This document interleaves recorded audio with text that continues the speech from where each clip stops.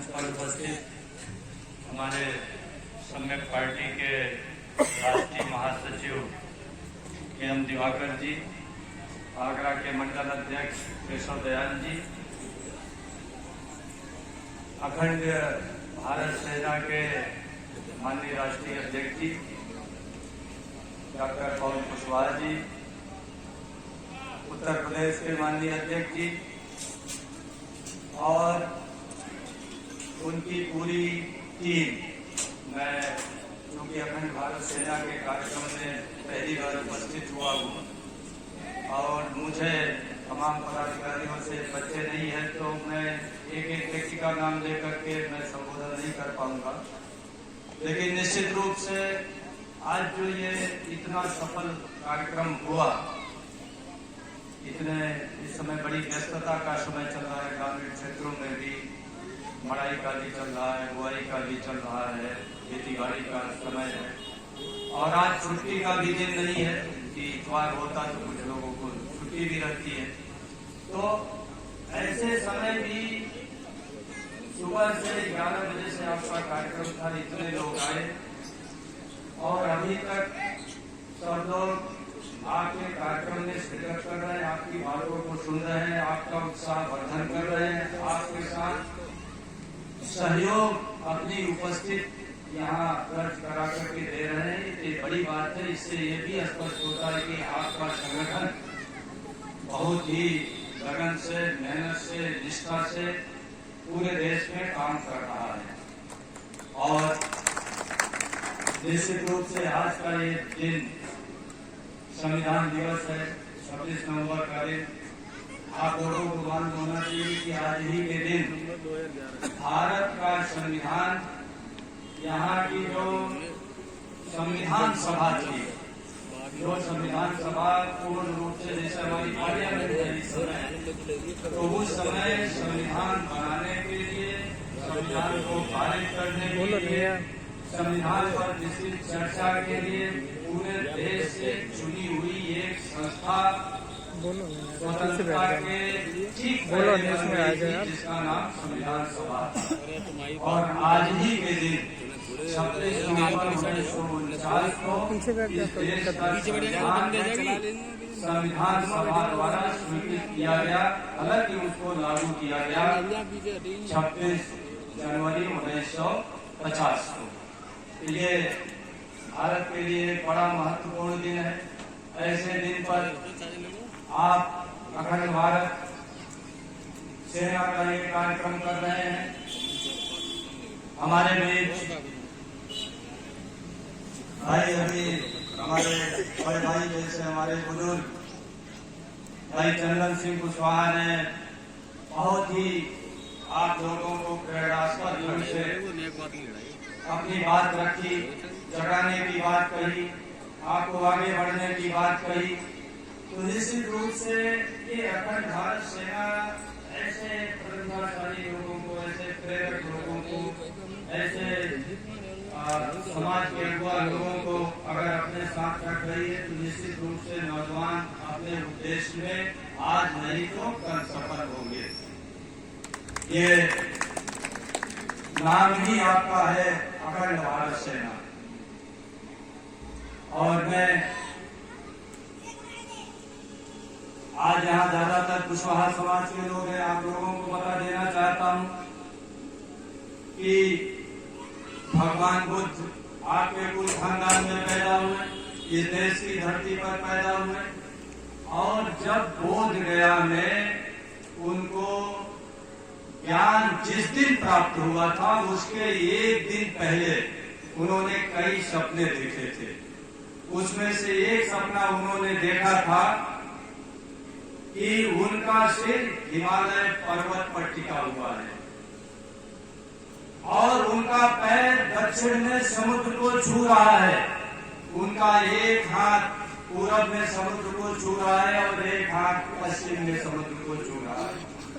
मित्रों, भगवान बुद्ध का ये सपना कोई बाद में जोड़ा गया सपना नहीं है, क्योंकि जो त्रिपिटक का संकलन किया गया श्रीलंका में प्रथम शताब्दी ईसा पूर्व में, प्रथम शताब्दी ईस्वी में जो संकलन किया गया, यानी आज से लगभग 2100 साल पहले वो संकलन किया गया और पत्थरों पर उसको लिखा गया, भगवान बुद्ध की पूरी वाणी को, और उस लिखी हुई पत्थरों पर लिखी गई 2100 पूर्व की वाणी में ये सपने का जिक्र आया है। यानी इस देश में अगर अखंड भारत का किसी ने सपना देखा पहली बार तो भगवान बुद्ध ने देखा। तो ये आपके महापुरुषों ने, आपके कुल खानदान में पैदा हुए भगवान बुद्ध ने अखंड भारत का सपना देखा, और ऐसे भारत का सपना देखा जिसकी सीमा उत्तर में हिमालय है, दक्षिण में समुद्र है, पूरब में समुद्र है और पश्चिम में समुद्र है। इतने विशाल भारत का, इतने अखंड भारत का भगवान बुद्ध के सपने के पहले किसी भी साहित्य में वर्णन नहीं है। और भगवान बुद्ध पूरे जम्बू द्वीप पर लेटे हुए हैं, पूरे अखंड भारत पर लेटे हुए हैं, तो इसका ये अर्थ हुआ कि भगवान बुद्ध यानी बुद्ध की विचारधारा, बुद्ध की विचारधारा है क्या? बुद्ध की विचारधारा है कि हम भाईचारा से रहें, हम प्रेम मोहब्बत से रहें, हमारे बीच समता हो, मानव मानव समान है। ये वर्ण व्यवस्था, ये जाति व्यवस्था, ये ऊंच नीच की व्यवस्था, ये अमीर गरीब की व्यवस्था, ये शोषण की व्यवस्था, ये सारी व्यवस्थाएं समाप्त हो जाएंगी, तब बुद्धमय भारत होगा।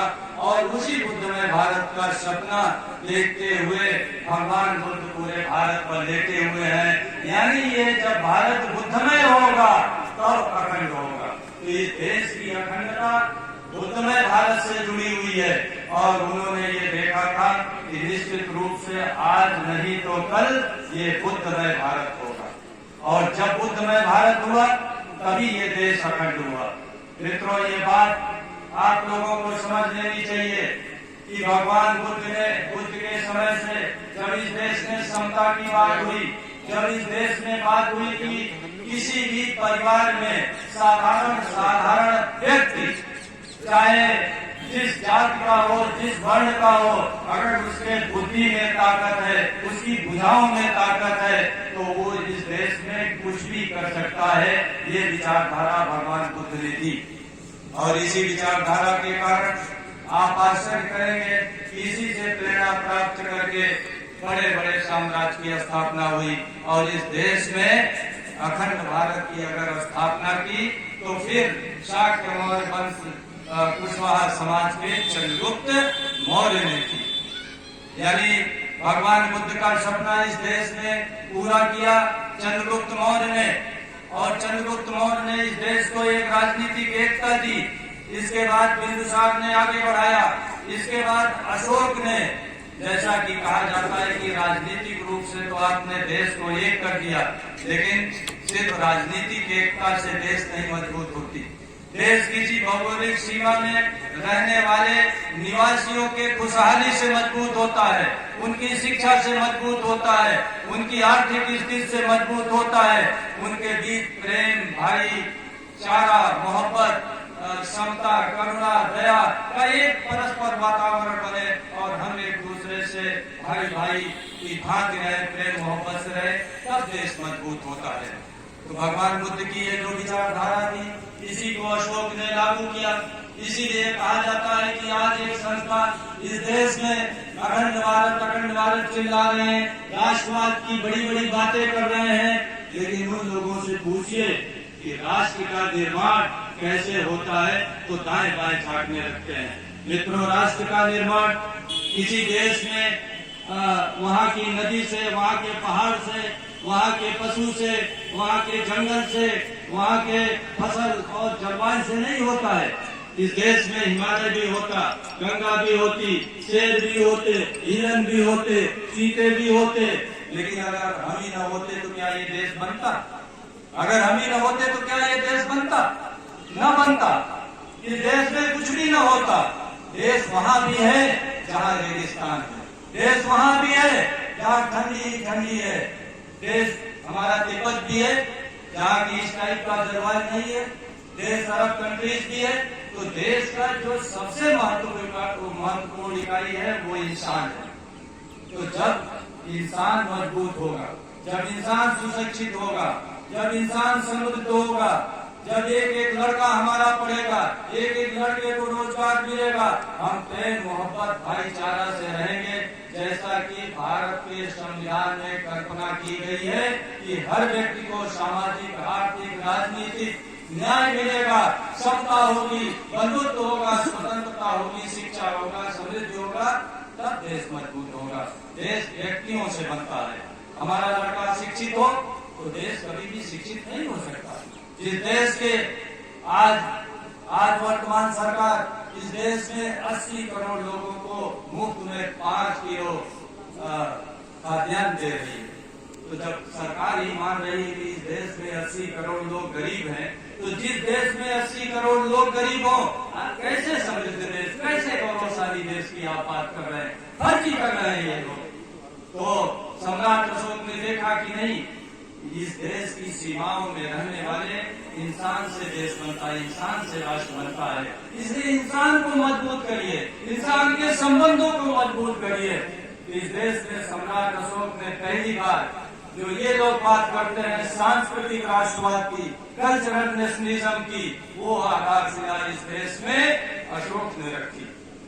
तो इस देश में अखंड भारत का सपना भगवान बुद्ध ने देखा, अखंड भारत का निर्माण चंद्रगुप्त ने किया, और इस देश में अखंड भारत को मजबूत करने के लिए अगर इसके जड़ों में सांस्कृतिक राष्ट्रवाद की ऊर्जा दी तो वो अशोक ने दी।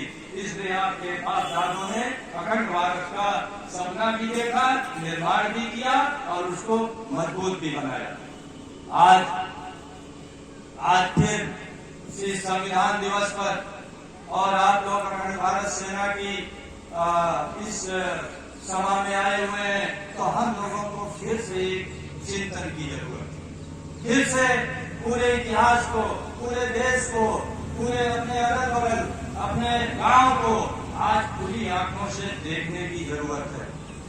मित्रों, ये तो मेरा देश अखंड था। अंग्रेजों चंद्रगुप्त के बाद अकबर के समय अखंड हुआ, फिर अंग्रेजों के समय अखंड था। इसमें अफगानिस्तान का भी कुछ पोर्शन था, इसमें बांग्लादेश का भी पोर्शन था, इसमें पाकिस्तान था। तो आखिर इसको खंड खंड किया किसने? खंड खंड उस विचारधारा ने की जिन लोगों को यकीन नहीं है कि ये देश विविधता का देश है। इस देश में जैन भी है, इस देश में बौद्ध भी है, इस देश में सिख भी है, और अब तो इस देश में बाद में ईसाई भी आ गए, इस देश में मुस्लिम भी आ गए। तो इस देश में सभी धर्मों के लोग हैं, सभी विचारधारा के लोग हैं, और इस देश में ऐसे भी लोग हैं जो ईश्वर को मानते हैं, और इस देश में ऐसे भी लोग हैं जो ईश्वर को नहीं मानते हैं। आस्तिक भी है, नास्तिक भी है, सबको मिल करके देश बनता है। आप किसी एक पोथी पत्रा को, किसी एक पंथ को, किसी एक महापुरुष को आप देश के बराबर नहीं मान सकते, उसको आप राष्ट्रीय पुरुष नहीं मान सकते। ये देश सबको मिलाकर बनता है। ये देश राम से भी बनता है, ये देश कृष्ण से भी बनता है, ये देश बुद्ध से भी बनता है, ये कबीर से भी बनता है, नानक से भी बनता है, ये देश सूफी संतों से भी बनता है, और ये देश उनसे भी बनता है जो ईश्वर, अल्लाह, गॉड या किसी परम शक्ति में विश्वास नहीं रखते, और जो नास्तिक उनसे भी मिलकर देश बनता है।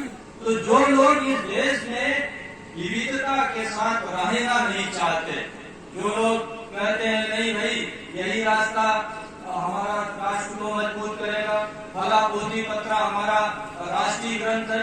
अभी बड़ी चर्चा हो रही थी कि भाई हमारा गीता राष्ट्रीय ग्रंथ है, हमारे फलाने राष्ट्रीय महापुरुष हैं। अरे भाई, इस देश में जिसके जो भी महापुरुष है आप मानिए, आप मानिए, आप राम को मानिए, आप कृष्ण को मानिए, आप बुद्ध को मानिए, आप किसी को मानिए, सबको स्वतंत्रता है, लेकिन कोई एक महापुरुष या कोई एक पोथी पत्रा देश नहीं होता, सबको मिला करके देश बनता है। इस बात को समझना पड़ेगा नौजवानों को, और इसी से अखंड भारत बनेगा।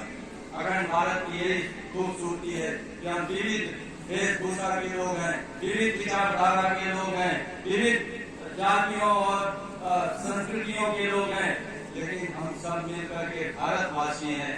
सब एक साथ उन्नत करेंगे, सब एक साथ बढ़ेंगे।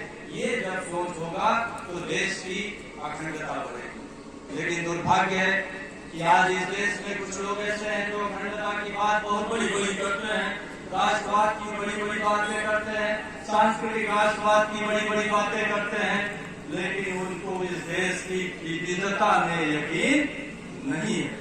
वो इस देश की विविधता में विश्वास नहीं करते हैं, इस देश की विविधता में उनको आस्था नहीं है। तो मित्रों, अखंड भारत के नौजवान साथियों से मैं कहना चाहता हूँ कि ये देश जैसा है, ये जैसा है वैसा ही देश को मान लीजिए। ये विविधता ही भारतीयता है, ये विविधता ही भारतीय संस्कृति है। यहाँ जैन, बौद्ध, सिख, ईसाई, तमाम जातियां, तमाम वेशभूषा, तमाम कल्चर, तमाम खाने पीने, तमाम तहजीब के लोग रहते हैं, तमाम संस्कारों के लोग रहते हैं, सब मिलाकर के देश बनता है। लेकिन विविधता में कभी भी तनाव नहीं होना चाहिए। हम विविधता के साथ रहने की कला सीखें, लेकिन विविधता में रहने का ये अर्थ नहीं हुआ। जैसे एक सज्जन कह रहे थे ना कि सवेरे वो जाते थे, चलते हुए तो एक छड़ी घुमाते हुए जाते थे, तो एक छड़ी घुमाते हुए जाते थे तो एक सज्जन और चल रहे थे, उनके नाक में लग गया, नाक टूट गई उनकी। उन्होंने कहा भाई मुझे तो छड़ी घुमाने की स्वतंत्रता है। उन्होंने कहा नहीं श्रीमान जी, आपकी छड़ी जहाँ मेरी नाक शुरू होती है वहां छड़ी की स्वतंत्रता समाप्त हो गई। तो हमारी इस विविधता की स्वतंत्रता, अकेले चलने की स्वतंत्रता वहां समाप्त हो जाती है जहाँ दूसरों को तकलीफ हो। ऐसी बाणी न बोलिए, ऐसा आचरण न करिए, ऐसा कार्य न करिए कि पड़ोसी को तकलीफ हो, चाहे वो हिंदू हो, चाहे मुसलमान हो, चाहे जैन हो, बौद्ध हो, सिख, ईसाई, हम सब आपस में मिलकर चले, तभी अखंड भारत का निर्माण होगा। आज मेरे यहाँ आए आप लोगों के बीच बड़ा अच्छा